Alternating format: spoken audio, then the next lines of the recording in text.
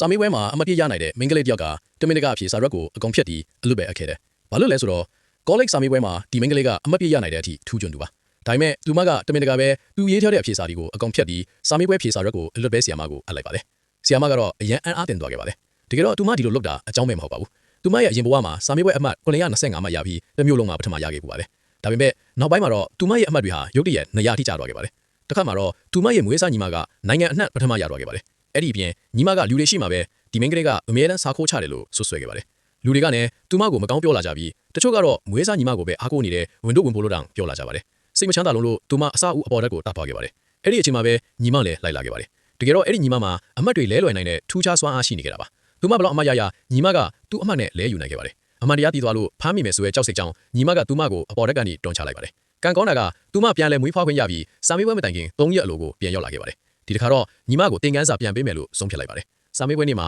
သူမအခြေတော်မရေးခဲ့ပါဘူး။စာမေးပွဲကန်းထဲမှာပဲအိတ်နေခဲ့ပါတယ်။ဆီယာမနိုးလိုက်တဲ့အခါမှာရေးနေတယ်လို့ပဲဟန်ဆောင်ခဲ့ပြီးနောက်ဆုံးမှာတော့စာရွက်အလွတ်ပဲအပ်လိုက်ပါတယ်။စာမေးပွဲကန်းကထွက်လာတာနဲ့ညီမကိုတွေ့ခဲ့ပါတယ်။ညီမကမိခွန်းတွေလွယ်တယ်မဟုတ်လားလို့မေးလိုက်ပါတယ်။သူမကပြုံးပြီးဟုတ်တယ်လို့ပြန်ဖြေခဲ့ပါတယ်။ဒါပေမဲ့အဲ့ဒီနောက်ကျောင်းဖောင်ပေါ်မှာအဖြေမှန်အားလုံးကိုထည့်ရေးလိုက်ပါတယ်။ Professor တယောက်ဒီဖောင်ကိုမြင်လိုက်တဲ့အခါအံ့ဩသွားခဲ့ပါတယ်။အဖြေတိုင်းမှန်ကန်နေခဲ့ပါတယ်။ဒီကျောင်းသားကိုရှာဖို့အလွန်စိတ်လှုပ်ရှားနေခဲ့ပါတယ်။ဒါဟာသူမညီမအတွက်ထောင်ထားတဲ့လှည့်ကွက်ပဲဖြစ်ပါတယ်။ရလက်ထက်လာတဲ့အခါအရင်လိုပဲသူမ200အမှတ်ပဲရခဲ့ပါတယ်။ညီမကထပ်ပြီးသူမကိုမကောင်းပြောလာခဲ့ပါတယ်။အရင်တုန်းကလည်းငါအဖြေခိုးတာပဲလို့ဆွဆွဲခဲ့ပါတယ်။မိဘတွေကတော့မယုံကြည်နိုင်ခဲ့ကြပါဘူး။ဘာလို့လဲဆိုတော့သူမကကလေးဘဝကတည်းကထူးချွန်နေဖြစ်လို့ပါ။ဒါပေမဲ့ညီမကသူကအမြဲတမ်းငါအဖြေတွေကြည့်တယ်။သူစိတ်မချမ်းသာမထီအောင်ငါအဖြေတွေကိုဖုံးမထားခဲ့တာလို့ပြောလာခဲ့ပါတယ်။နောက်ဆုံးမှာတော့မွေးစားညီမကိုယ်တိုင်သူ့အမှတ်တွေကိုစစ်ကြည့်လိုက်ပါတယ်။သူမအပြည့်အဝယုံကြည်နေခဲ့တာကဒီတစ်ခါလဲသူမပဲနိုင်ငံတော်ဝန်ပထမရမယ်ဆိုတာပါ။